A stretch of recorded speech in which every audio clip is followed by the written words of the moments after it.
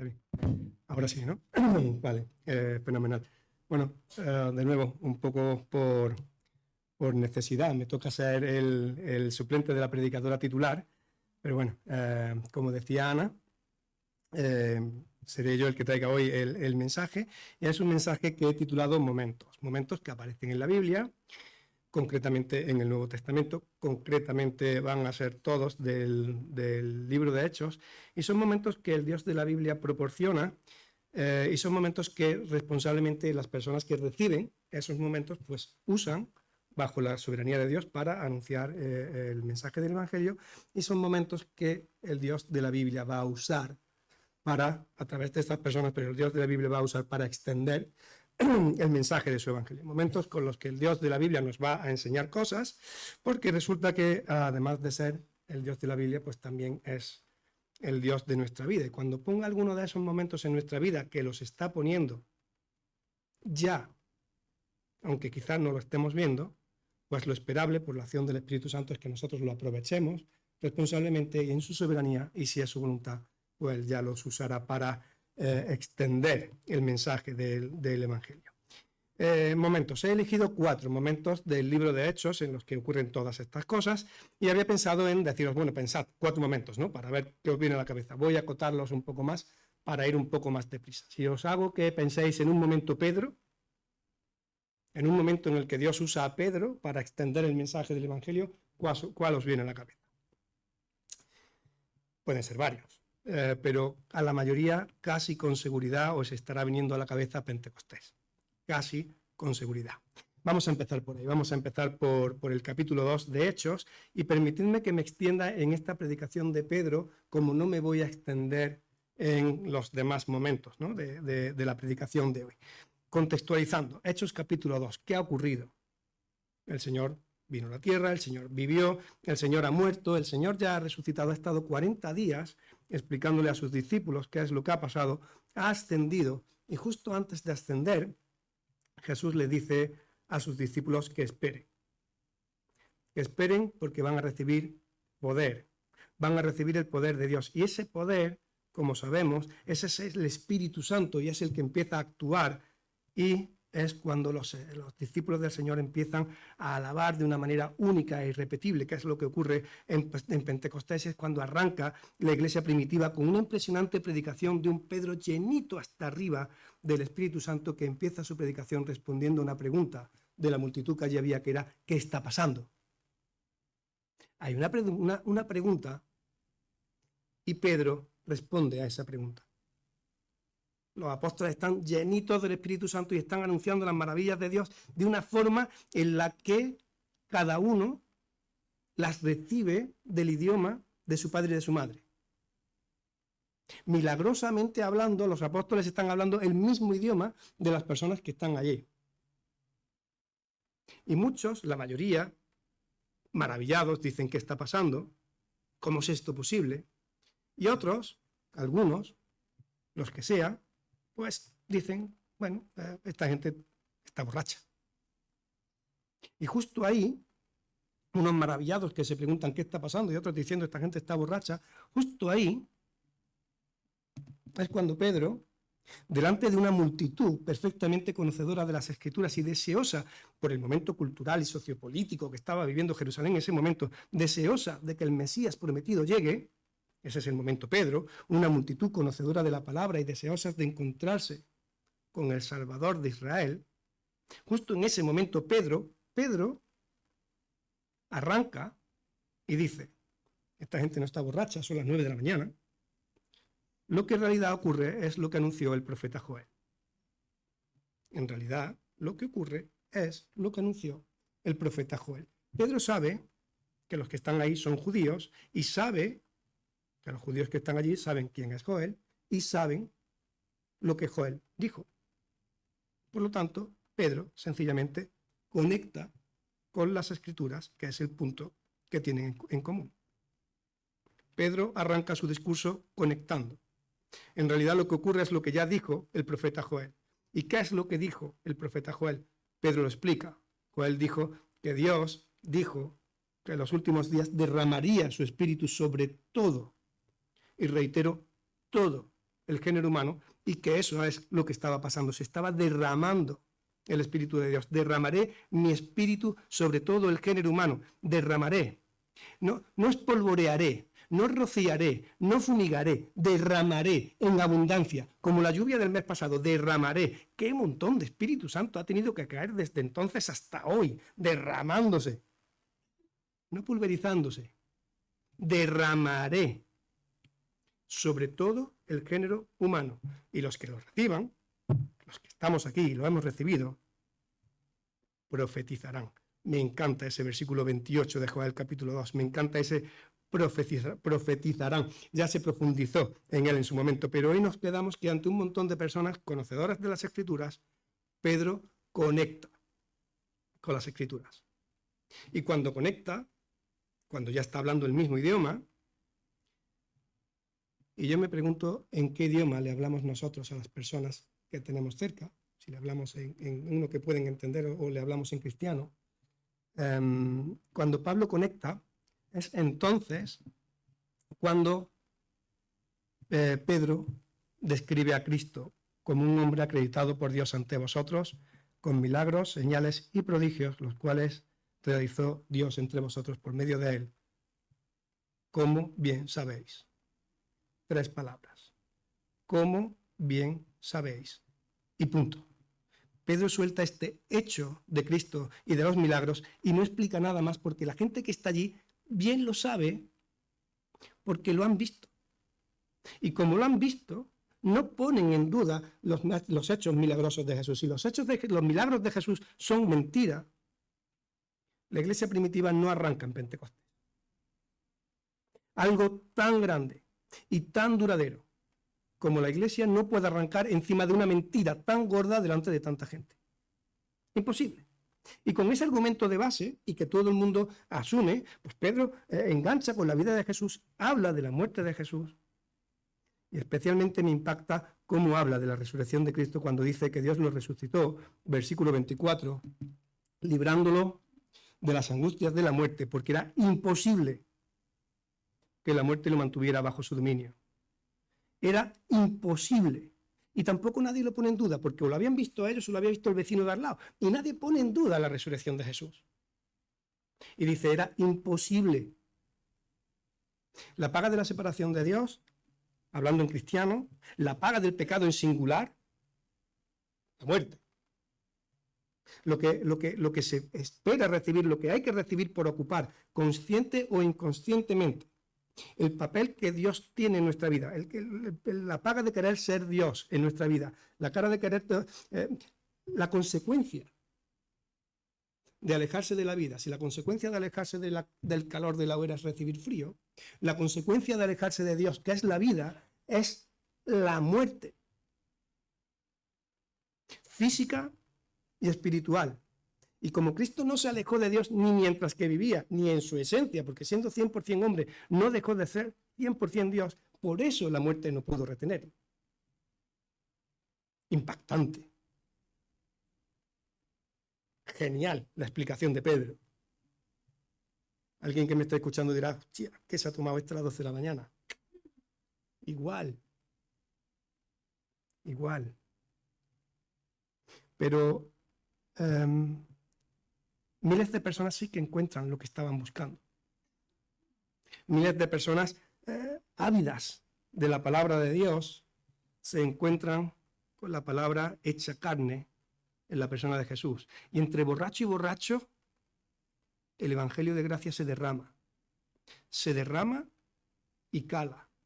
Y cala como la lluvia. Y cuando la lluvia cala, la lluvia molesta. Y cuando el evangelio cala, el evangelio molesta. Porque nos enseña cosas que no nos gustan. Cosas que Dios va a tocar. Cosas que Dios va a transformar. Aunque yo no quiera, me la está enseñando. Y cuando la lluvia cala, molesta. Cuando el evangelio cala, molesta. Pero si el evangelio, como la lluvia, cuando cala molesta, el evangelio, como la lluvia, cuando cala, trae vida. La lluvia cuando cala trae vida y trae vida en abundancia. El evangelio cuando cala trae vida y en abundancia. 3.000. 3.000 personas aceptaron al Señor en ese momento. Vida en abundancia. 3.000. Y después de eso, hasta hoy, el Señor va añadiendo a su iglesia a todos esos que son salvos. Hasta hoy, porque el Espíritu se derrama. Momento Pedro. Una multitud conocedora de la palabra y deseosa de encontrarse con el Salvador de las Escrituras. Y qué maravilloso y qué necesario que podamos orar para que Dios mueva multitudes y para que levante Pedro. Fantástico. Pentecostés no se va a repetir, pero avivamientos sí que han existido y sí que van a poder volver a ocurrir. Así que oremos para que Dios mueva multitudes y para que levante Pedro. Si alguno es un Pedro, que se levante, que vaya en busca de la multitud y que sea responsable. Momentos Pedro, momentos que nos enseñan la importancia de conectar, que nos enseñan la importancia de ser conocedores de la palabra, de actuar responsablemente y que despiertan la necesidad de oración para que Dios provea de Pedros y de momentos Pedros. Aún así, ¿cuántos momentos de estos has tenido tú?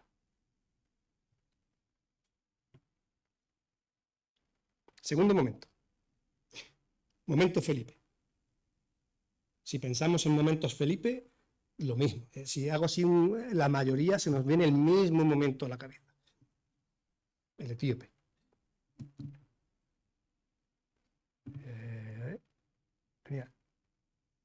El momento Felipe es distinto. No es una multitud. Es una sola persona interesada en la palabra de Dios y buscadora. Felipe y el etíope. Ese es el segundo momento. Ese es un pasaje que hemos usado en algún bautismo y es ese momento en el que vemos a Felipe siguiendo las instrucciones de Dios. Vemos que Felipe se acerca a un carro en mitad del desierto, vemos que se acerca a un carro de un alto funcionario de la reina de los etíopes, que es un carro cargado de tesoros y que es un carro al fin y al cabo que, y ya estoy contextualizando, es un carro que es fácil entender que iría pues, protegido con sus guardias de élite correspondientes porque va cargado de pasta. Siglo I, un carro cargado de pasta atravesando un desierto, pues yo creo que tendría que ir custodiados por guardias que serían de estos de élite que van armados hasta las cejas y que están preparados para cualquier cosa. Una comitiva con un cartel claramente visible, no literal, pero un cartel claramente visible que dice: como te acerques, te liquido. Si te acercas, te quito de en medio. Y Dios le dice a Felipe que vaya, y Felipe va.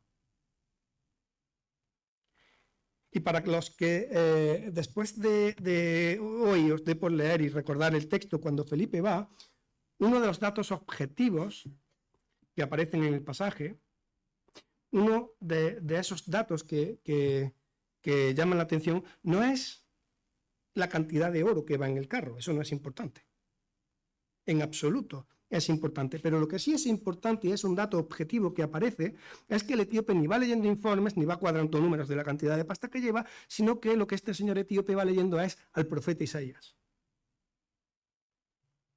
Dato objetivo, lee Isaías. Dato subjetivo, pero para mí evidente, va buscando a Dios. Y sentado en un montón de oro, y posiblemente sin saberlo, sentado sobre montones de oro, este hombre está a punto de encontrar esa perla valiosa, ese tesoro valioso que vale más que todo el oro del mundo y más que todo el oro que lleva, por supuesto, debajo de su carro. Es curioso como un señor montado en un montón de oro va buscando algo más valioso que el oro. Y es una oportunidad para Felipe. Es un regalo de Dios para Felipe, pero es un regalo envuelto en guardias con espada, de los que usan primero la espadita y preguntan después. Primero te doy y ya veré si luego pregunto. Pero Felipe no es así. Felipe es de los que primero preguntan. Felipe sí que preguntan primero. Este señor leyendo Isaías, y Felipe le dice: ¿entiendes lo que lees? Tremendo, Felipe. Cristiano estándar.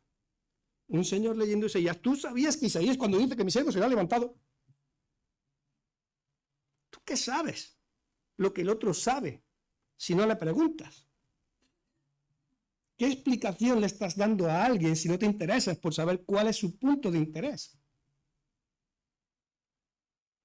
¿Entiendes lo que lees? Tremendo, Felipe. Se acerca, se cuelga el pellejo, ¿entiendes lo que lees? Y el etíope le dice: sube y me lo explicas.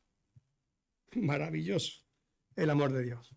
Es maravilloso. Es tan maravilloso que Felipe salva el cuello cuando se lo juega al apostarlo a la obra del Señor y a la obediencia, y es maravilloso para el etíope porque significa que con esa respuesta, sube, me lo explicas, va a apostar su vida eterna a la salvación de Cristo y la va a ganar también. Bueno, la gana el Señor por él, pero la va a recibir también. Tremendo. Momento Felipe. Un momento puntual, no es una multitud, es una persona que busca a Dios, que como está interesada en las Escrituras, pues Felipe también conecta y también tiende puentes como Pedro, partiendo de las Escrituras, y en la pantalla dejo un poco el resumen de este momento Felipe. Se parece.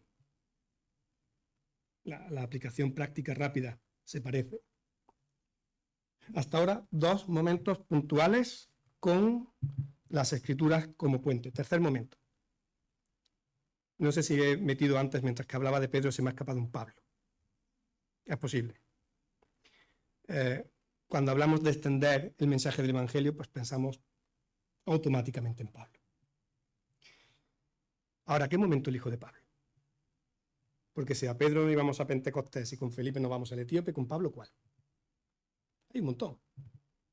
A algunos le está viniendo a la cabeza el centurión. Yo sé que mi mujer es mucho de pensar en Lidia y ese momento en el que Pablo habla, Lidia escucha y es el Espíritu de Dios el que abre el corazón de esta persona. Como estamos con el tema de la creación, quizás estemos pensando en ese argumento en Listra, ¿no? En el que Pablo conecta con esos días de lluvia. Es un montón. Yo he elegido, algunos quizás lo he pensado también, he elegido el momento del Dios desconocido, el momento del Dios anónimo por ahí, sí. Del Areópago de Atenas. Y si he escogido ese momento del Areópago, aunque tiene más peculiaridades, si lo he escogido es porque el puente, pues en este caso no es la escritura. El momento Pablo es, de nuevo, un momento ante una multitud inquieta intelectualmente, quizás religiosa, posiblemente culta, pero completamente desconocedora de la palabra de Dios, por lo que el puente en este caso no va a ser la escritura. Este podría ser un pequeño resumen del momento Pablo en el Areópago. Y aunque es uno de esos textos que también nos encanta o nos gusta a algunos, y sobre los que se ha predicado y sobre lo que se profundizó en algo que me llamó muchísimo la atención, que es ese dolor de alma que Pablo experimenta cuando llega a la preciosísima Atenas. Para hoy solo quiero fijarme en que, al igual que en los otros casos, Pablo conecta hablando el, entre comillas, mismo idioma que la gente a la que le está hablando. Pablo conecta. Y un detalle que me gustaría mencionar es que Pablo conecta con personas que tienen ganas de escuchar y de debatir en el sitio donde se escuchaba y donde se debatía, el Areópago. Y esto es muy importante. Pablo conecta con personas que quieren escuchar en el sitio donde se escucha. No en cualquier sitio y con cualquier persona y en cualquier momento. Pablo es fino viendo con quién, dónde y cuándo. Todo se lo pone el Señor. Pero está pendiente. No va al bulto. Afina. Y Pablo no arranca de las Escrituras, porque hasta ahora esta gente del Areópago no tiene ni idea de las Escrituras. Y no arranca de las Escrituras no porque no tenga ni idea de las Escrituras. Pablo no es sospechoso de no conocer la Biblia, de no conocer la Escritura. Arranca porque quiere conectar y conecta con ese versículo precioso en el que dice al altar del Dios desconocido, a ese altar del Dios anónimo, a ese al que vosotros adoráis sin tener ni idea de quién es, a ese es al que yo os anuncio. Y conecta y lo entienden. Y cuando habla el mismo idioma y llega la resurrección, unos se ríen, otros se van, pero algunos creyeron. Cuando llega la resurrección, algunos creyeron. Momento Pablo, momento puntual ante una multitud con aparente interés por escuchar, completamente desconocedora de la palabra, y Pablo conecta con elementos de la cultura de las personas que lo escuchan. 3 momentos puntuales de 3 evangelistas con nombre propio y de los que podemos aprender con claridad, y esto no es discutible, la necesidad de contextualizar y de conectar la necesidad de conocer la palabra y la necesidad de ser responsables bajo la soberanía de un Dios que actúa siempre en completa dependencia de Él. 3 momentos con 3 evangelistas con nombre propio. Fantástico. Llega el cuarto momento. Este igual genera alguna duda. Hemos hablado de Pedro, hemos hablado de Pablo, hemos hablado de Felipe. ¿Quién viene? Ahora quizá cuesta. El cuarto momento me encanta. Me encanta mucho. Me encanta porque el cuarto momento es nuestro momento. El momento del creyente desconocido. El momento del creyente anónimo. El momento de ese creyente que aparece en la Biblia pero que no tenemos ni idea de cómo se llama. Sigo en el libro de Hechos. Ya sí, creo que la mayoría estáis, o bueno, algunos estáis enfocando a qué momento me refiero. El momento del creyente anónimo, el momento de ese evangelista que no tiene nombre propio en la Biblia. Recordad Hechos 7. ¿Qué ocurre en Hechos 7? La muerte de Esteban. Seguimos avanzando por el libro de Hechos y llegamos al capítulo 8. Leemos que la iglesia es perseguida y que sale de Jerusalén. Y ojo al versículo 4 de este capítulo 8. Os animo a recordar estos pasajes, los que lo tengáis un poquito oxidados.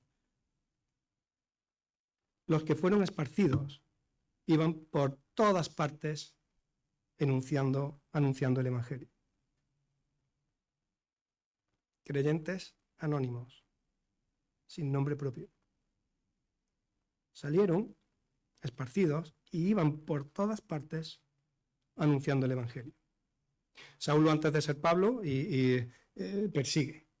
Y una muchedumbre judio-cristiana abandona sus casas, se convierte en extranjeros que están buscando la seguridad en otro sitio. Y en Hechos 11 aparecen las consecuencias de esta huida. Voy a leer Hechos 11, del 19 al 21, y dejo en la pantalla el 21. Las consecuencias de esta persecución. Los que se habían dispersado a causa de la persecución que se desató por el caso de Esteban, llegaron hasta Fenicia, Chipre y Antioquía sin anunciar a nadie el mensaje, excepto a los judíos. Sin embargo, había entre ellos algunas personas de Chipre y de Cirene que al llegar a Antioquía comenzaron a hablarle también a los de habla griega, anunciándoles las buenas nuevas acerca del Señor Jesús. El poder del Señor estaba con ellos y un gran número creyó y se convirtió al Señor. Releo el versículo 21 y lo dejo en la pantalla. El poder del Señor estaba con ellos y un gran número creyó y se convirtió al Señor. Si en Pentecostés Pedro está lleno del Espíritu Santo, que es el poder de Dios, el creyente anónimo también. En cualquier momento. No hace falta un Pentecostés. El creyente anónimo también. Si a través de Felipe y de Pablo el Evangelio había roto barreras culturales y había atravesado barreras geográficas que se plantan en Etiopía, a través del creyente anónimo también. Llega hasta y también a los de habla tal. Culturales y geográficas también. Y cuando el creyente sale de Jerusalén perseguido, no se deja el Evangelio en su casa, no se deja el Evangelio en la iglesia. Lo sacan con ellos. Un poco resumiendo, pero no estoy terminando, me queda un pelín. Podemos resumir esto que estoy diciendo en 3 puntos. 1, el creyente anónimo también tiene el poder de Dios. Punto 2, el creyente anónimo también va a romper barreras geográficas y culturales, tendiendo puentes. Y punto 3, el Evangelio no se tiene que quedarle a la iglesia. El Evangelio, el creyente anónimo, tiene que vivirlo. Ni siquiera es para anunciarlo. Eso luego. Es para vivirlo. Y yo no sé hasta qué punto nuestra vida es diferencial. Yo no sé hasta qué punto estamos viviendo el Evangelio en nuestra vida. Yo no sé hasta qué punto se nos nota en las distancias cortas, en cómo encajo el sufrimiento, en cómo encajo el ocio, en cómo encajo la diversión, en cómo vivo mi trabajo, en cómo entiendo mi trabajo, en cómo entiendo mi familia, la crianza de mis hijos, en cómo entiendo... ¿Cómo se nota en mi distancia corta que no soy de aquí, que estoy exiliado? ¿Se nota o no se nota? Yo no sé hasta qué punto somos cristianos de domingo, que se acomodan a la cultura y pasan desapercibidos, O no sé hasta qué punto somos cristianos de domingo que no se acomodan a la cultura y no salen a la cultura porque vaya a ser que me intoxique y se nos olvida que tanto amó Dios al mundo. Cualquiera de las dos cosas son. Yo no sé.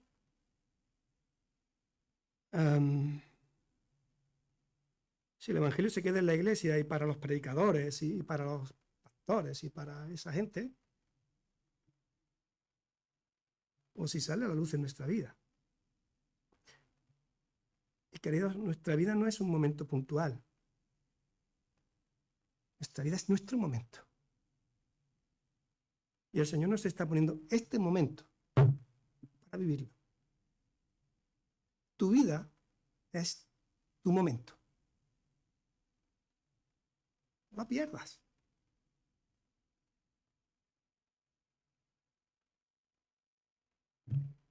Somos cristianos solo del evento, del retiro, o además nuestra vida refleja nuestra fe y luego podemos explicar por qué vivimos lo que vivimos. Fijaros que la vida de los que salieron de Jerusalén era completamente diferente, estaban exiliados, eran de Jerusalén. ¿Qué os ha pasado? Hemos creído que Jesús es el Hijo de Dios, que ha resucitado. ¿Qué os ha pasado? ¿Qué hacéis aquí? ¿Por qué estáis todos aquí viviendo? Porque hemos creído. Y ellos contestarían con naturalidad. No creo que llevaran el Evangelio embotellado, preparado, impreso y plastificado, ni como una receta para dársela a cualquiera que pase por la calle. Toma. No, de verdad no creo que fuera así. La vida, la muerte y la resurrección de Jesús había impactado tanto en sus vidas que los había sacado literalmente de sus casas, los había sacado de su zona de confort, los había transformado radicalmente. Y ese impacto, esa transformación era tan visible, era tan evidente, que generaban preguntas. ¿Qué os ha pasado? Y ante una pregunta, no tenían nada más que responder. Esto, ¿qué es lo que nos ha pasado? Quizá unos somos más de salir y fundirnos y pasar desapercibidos en la cultura y por lo tanto nos callamos. Quizá otros seamos más de salir y no contaminarnos y entonces tenemos que gritar a los cuatro vientos que somos creyentes porque tenemos un deseo profundo de anunciar el Evangelio y como no está siendo ni vivido ni vívido, pues tenemos que gritarlo de alguna manera para que se nos escuche.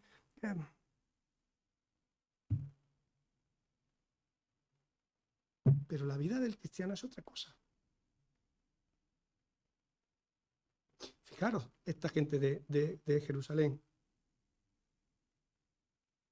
Era una ola de creyentes, era un montón de gente. Era una ola de creyentes anónimos que estaba formada por una masa de gotitas llenas del Espíritu Santo que sencillamente explicaban lo que había pasado en su vida. Pequeñas gotitas que formaban una masa grande. Qué importante es vivir lo que creemos para poder explicar lo que vivimos. Qué importante es vivir lo que crees para explicar lo que vives. Porque si vives y no lo explicas, fenomenal. Qué ejemplo de moralidad o de yo qué sé qué cosa puede venir. Pero no se entiende. Pero si explicas lo que no vives, eso es peor. Porque son palabras vacías. Eso es todavía peor que vivir sin explicar. Bueno, las dos cosas son igual de malas, pero a cada uno pues nos rascará en función de dónde andemos. Qué imprescindible es para esto. Y me remito al versículo 21. La dependencia de Dios y el poder del Señor estaba con ellos. Sin el poder del Señor en nosotros, esto no es viable. Así que mientras que Dios levanta multitudes Pedro y Pedros, y mientras que levanta multitudes Pablo y Pablos, y mientras que pone algún momento Felipe, el poder de Dios está en nosotros. Y como está en nosotros, seamos gotas responsables en la ola de cristianos anónimos que tienen su nombre y su apellido en el libro de la vida por la sangre del Señor. Anónimos, sí, pero con mi nombre y mi apellido en el libro de la vida por la sangre de Cristo. Responsables. ¿O se entiende? ¿O es un chiste? o que me he tomado a las 11 de la mañana, a las 12 y pico. ¿O se entiende? ¿O es un chiste? Gotas así, llenas de poder, creyentes así, formarán iglesias vivas y activas, iglesias con hambre de la palabra de Dios, iglesias llenas de amor y iglesias en las que se adora a Dios en verdad y en espíritu, y como los pájaros, libres. Y me encanta, cada una volando a su manera. Creyentes así formarán iglesias llenas y deseosas de enseñanza bíblica, estarán llenas y deseosas de una comunión cálida y real. Real, con transparencia, cálida. Y real significa diciendo cosas que no son bonitas, diciendo cosas que sí que lo son, diciendo las cosas claramente y a la cara, de la mejor manera posible, pero con verdad, con amor y con justicia. Relaciones reales, cálidas, pero reales. Con el poder de Dios en su vida, el creyente formará iglesias que buscarán predicar el evangelio fielmente, conectando con el mundo que las rodea, hablando el mismo idioma, construyendo puentes, con los ojos abiertos, con el corazón preparado, iglesias impulsadas por el Espíritu Santo para vivir e impulsadas por el Espíritu Santo para explicar por qué viven como viven, como gotas anónimas en la ola de la iglesia que se mueve en el océano del mundo que no siempre es favorable, pero al que Dios las está llamando y al mundo al que Dios las impulsa con su Espíritu Santo. Oremos para ser ese tipo de creyente y ese tipo de iglesia.